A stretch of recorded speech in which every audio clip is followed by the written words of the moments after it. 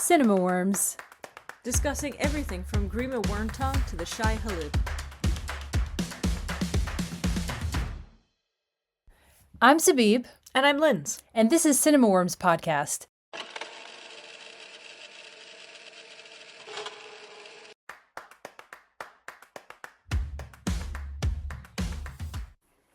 Hello. So today we're excited to talk about a film we were lucky enough to receive a screener for. It is a Belgian film that's going to be out May 1st called Wild Foxes.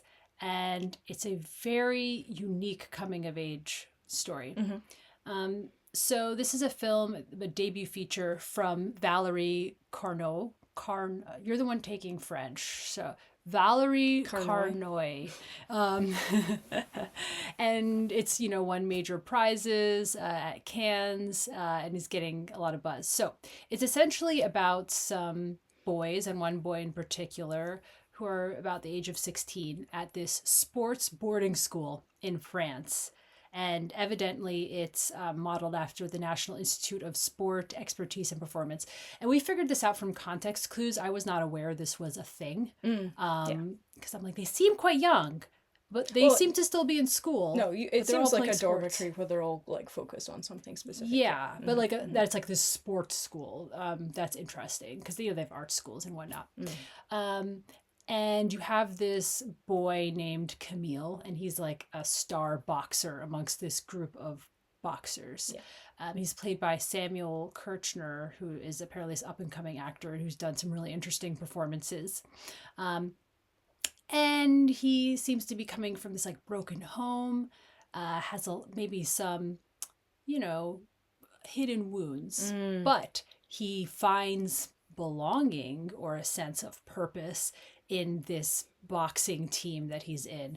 They're a bunch of boisterous, obnoxious boys.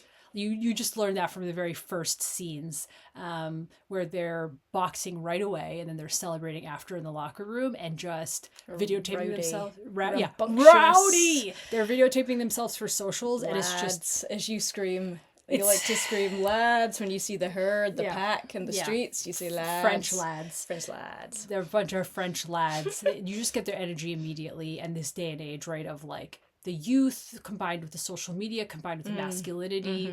And his best friend is on the team as well. His name is Mathieu, played by Fakal Anaflos. So he's a great boxer. Camille, he's doing well. He's going to be going to the European Championships.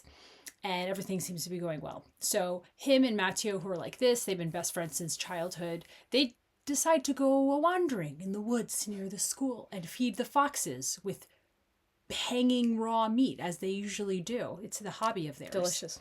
And the foxes are a theme throughout the film of I guess this like wildness. It's a really interesting metaphor.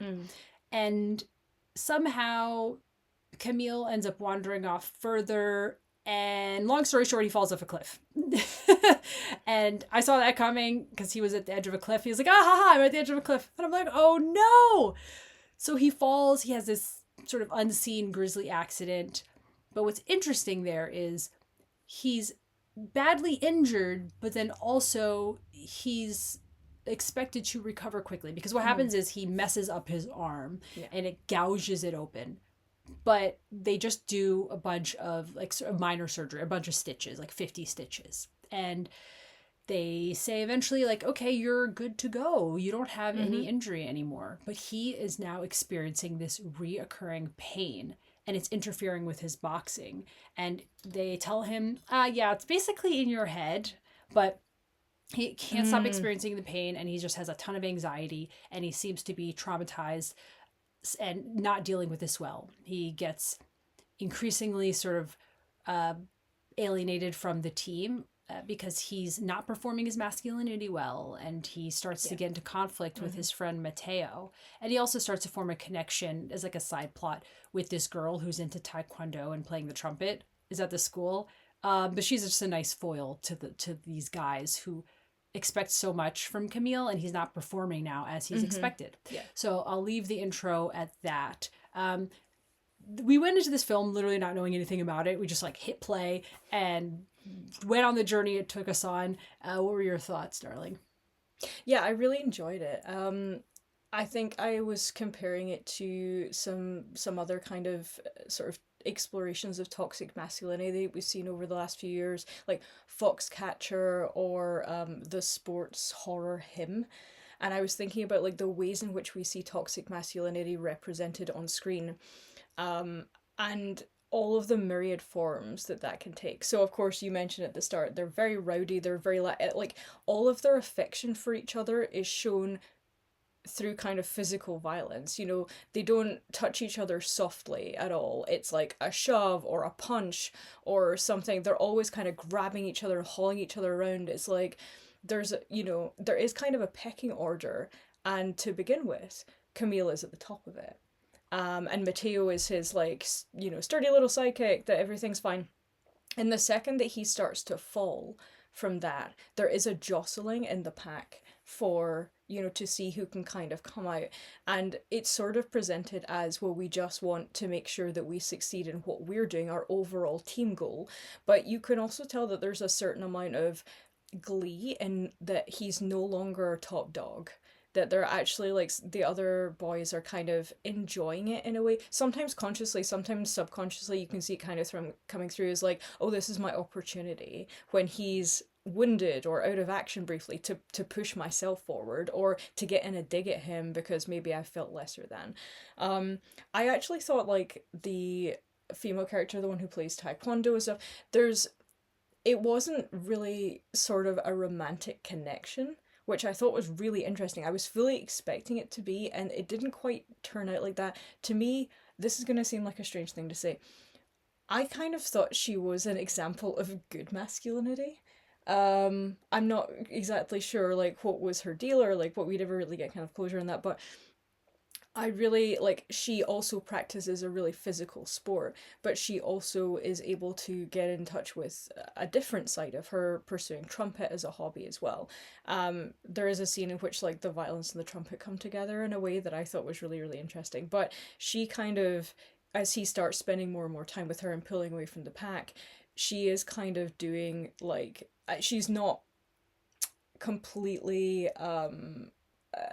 she isn't able to completely escape the same violent impulses, and you do see that happen as well. So it's kind of an interesting thing where like these sort of physically fit young people are in a high stress competitive environment, and that is going to breed contempt a lot of the time. That is going to breed competition. It's naturally made to breed competition, but one of the things that I felt like didn't quite work as well as I would have hoped is that the coach and the kind of authority figures, the teachers, are not as helpful as they could be. They're really focused on what he can do for them. Like, can you need to be better because you need to check a box. We can send you to the school psychologist, to deal with your problem. There was only like one or two scenes with somebody who was in sort of a sideways position of authority, who was an adult, that I felt showed proper compassion. And that might be like the case that might be what it's like. I would hope that in this day and age there's a little bit more of a reaching out in terms of mental health and stuff, because surely you want your athletes to be in peak physical condition and peak mental condition, and if they're not, one affects the other, right? There must be like a focus on that now. So it felt for me like a little bit like, damn, I wish there was somebody helping him a bit more, because it would make his sort of inability to cope and his almost refusal to accept help seem that much more sad and sympathetic. Yeah, that's my only kind of critique, but I otherwise really enjoyed it. Yeah, the scenes with that school employee that he visits whenever he has a panic attack in the middle of the night are more almost like neutral. Yeah. And he's like accepting that employee and kind, but there's a lack of like there's a distance. Yeah, there's a distance. Yeah, exactly. Mm-hmm. So and I wonder if, because I felt like really the coach is just gonna tell him, Bogdan, to push through the pain. Yeah, the pain is good. Athletes feel pain and you just deal with it. And I thought, damn, like, if you are irreparably screwing up potentially your best young fighter, would you do that? Or would you, that doesn't make sense. You want this guy to be going as long as possible, right? You want him to be at peak fitness. Wouldn't you be like, okay, let's assess you? Yeah, I'm not so sometimes it felt like maybe that could be too extreme, but it might send the message So it might be an effective way of showing the way what men expect of each other, or how athletes are expected to perform, or so it could be a really good way of just beating that home, that it was really extreme.